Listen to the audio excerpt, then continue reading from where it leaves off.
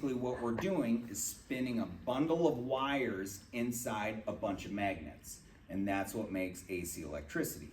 So we can make electricity by the wind blows and that spins a bundle of wires inside a bunch of magnets, and that makes AC electricity. You can also make it with burning coal. You can burn coal, which creates steam, and that steam spins a bundle of wires inside a bunch of magnets, and then we can make electricity that way. So what we do is we make electricity in a power plant, and then it goes over large transmission lines. And then when it gets to your house, it comes down distribution lines, the smaller lines. So these are what you would see close to your house. And again, if you don't see them at your house, don't see these, then what we've done is we've buried them, and you'll see these green boxes. This electricity is really high voltage, and there's always electricity sitting on these wires. Now, this rod here is a metal rod, and it conducts electricity. Things that conduct electricity means electricity will flow through them very easy. Electricity will flow through this metal rod very easy, and electricity will flow through us very easy because we're made out of a lot of water, and electricity will flow through water. So electricity is sitting on this top power line, and it is always looking to get off. So we know this is a good conductor of electricity, and if the electricity has an opportunity to go down my stick and into the ground, now the electricity is going into the ground. Electricity will also go through human beings. Electricity is going through my stick, through him, and into the ground. So electricity doesn't, all it knows is it wants to go to the ground. It doesn't matter if you're a boy or if you're a girl, the electricity will go through you the exact same. So the electricity always wants to get off of this wire, and it will go from wire to wire as well. So it will go down my stick because it's a good conductor of electricity, and it will go into that bottom wire. Now, we've all heard you don't fly kites around power lines. Well, this little girl, she never attended the SDREA annual meeting or member services meeting, and nobody told her should not fly kites around power lines. With a lead. So she's out flying her kite around a power line. Now electricity is going right down her kite string, right through her and into the ground. Now, if you're a little boy and you see her getting shocked, do you think it's a good idea to go try to help her? No. I know. Now electricity is going to go right down the kite string, right through her and right through him. What he should have done is went and called 911 versus trying to go help her. So if you ever see somebody getting shocked, you want to make sure that you don't go up to them because you could get shocked as well. Now, how come birds can land on the power line and they don't get shocked? Because they're only touching one wire. If they were to touch two wires, now this bird, he opens his wings and he's touching both wires. Now, electricity is going through this wing, and out this wing. Now, what's in the middle of the bird? Meat. Meat. There's some meat. Meaty birds. Just got good. Nervous system.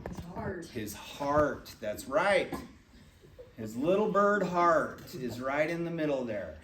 And the electricity that's going through here is going up and down 60 times in 1 second. Now, can you move your head up and down 60 times in 1 second? You can. It's very fast. So what happens is electricity will make his little bird heart beat 60 times in 1 second, and then that's what hurts him.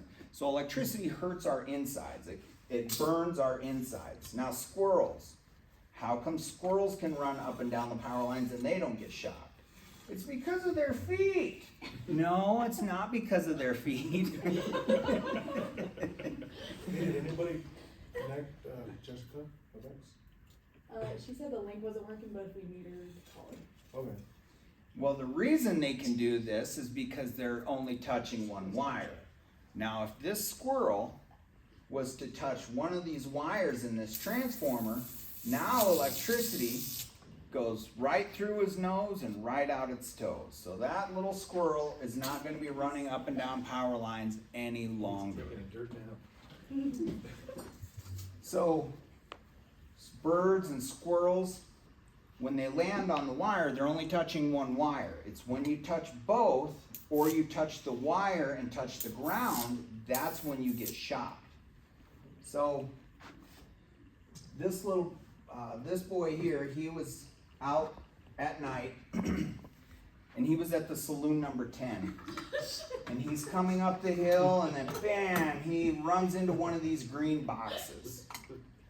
Now, do you think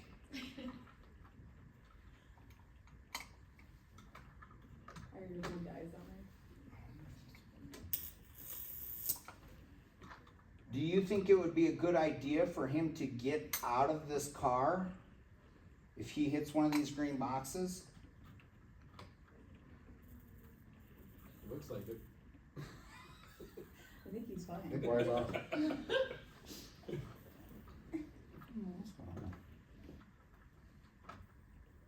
Well, let's do it this way then. It's not a good idea. So right now there's a bunch of construction going on. And they're digging houses and building houses. If you're in this backhoe and you dig into one of these wires, do you think that it's a good idea to get out of that backhoe, or should he stay in it? That's right, he should stay in it, because if he stays in it, he's just like this bird on a wire. It's just like touching one wire. Now, do you think that it's the tires that are keeping him safe? No. No. So do you think electricity will go through this tire? No. Electricity will go right through the tire because it has steel belts in it. Now, if he stays inside this backhoe, he's just like a bird on a wire, and he's not going to get shocked.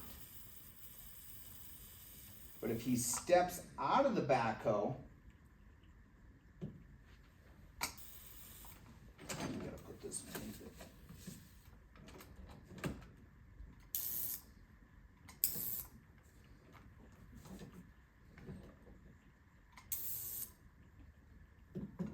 If he steps out of the backhoe, he's going to get shocked. So, if you're ever in an accident and you run into a power line, you always want to make sure you stay inside the vehicle. If you stay inside the vehicle, you're just like a bird on a wire. So, if you remember anything that we've talked about today, I want you to remember what you do if you're ever in a car wreck and you run into a power line or one of these green boxes. What should you do? Stay in the car. What if the car's on fire?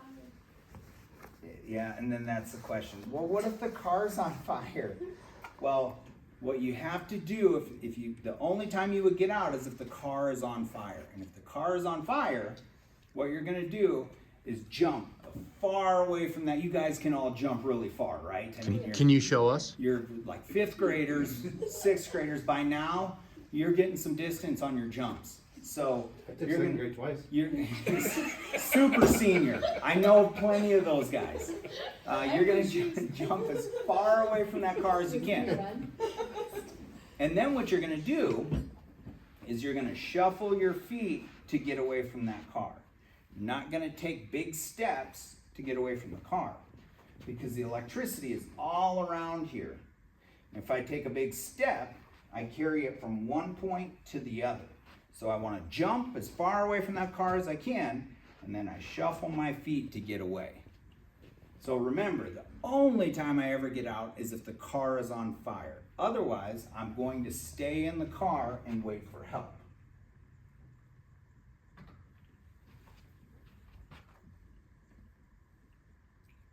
We have like little outlets and stuff like that too that we talk about. You know, there's the electricity that's on these power lines is really high voltage. And then what we do is we send the electricity through a transformer that steps the voltage down and goes into your house or goes to your business. Now we have meters that tell us how much electricity you're using. And the more electricity you use, the more it costs your parents. So, if you use less electricity, you have more money for other things. And ways that you can save electricity are when you're going into the fridge, don't stand there with the fridge door open. Know what you want to get out of the fridge and then close the fridge door. Now, do you think a TV that's turned on is still using electricity when you're not in the room? Yeah. It is, yes. So you want to shut the TV off when you leave the room. How about lights? Do you think that lights still use electricity even though you're not in the room? No. No. Again, shut the lights off when you leave the room. My dog gets scared then. And then that will help you save electricity. Dogs can see really good at night. Not Mr. Fluffy. How many times have you Does done your this? refrigerator light shut off when you shut the door? And it does. But these meters tell us how much electricity you're using, and it costs a lot of money to use electricity. So you want to make sure that you use it wisely. Because if you look, we have to send electricity all the way from these power plants in a faraway land, all the way through these power lines, through this meter, and into your house. So we don't want to be wasteful. Now, do you think more people are hurt from the electricity on these power lines or the electricity that's in your house? In your house. In your house, that's right, because we're around it all the time. We're not as close to the electricity that's on the power lines, not like we are with the electricity that's in our house or in our businesses. So you guys are 5th and 6th graders, you all understand you don't stick things in light sockets or outlets. But some of you have little brothers and little sisters that don't understand that. So you need to make sure that you help watch out for them.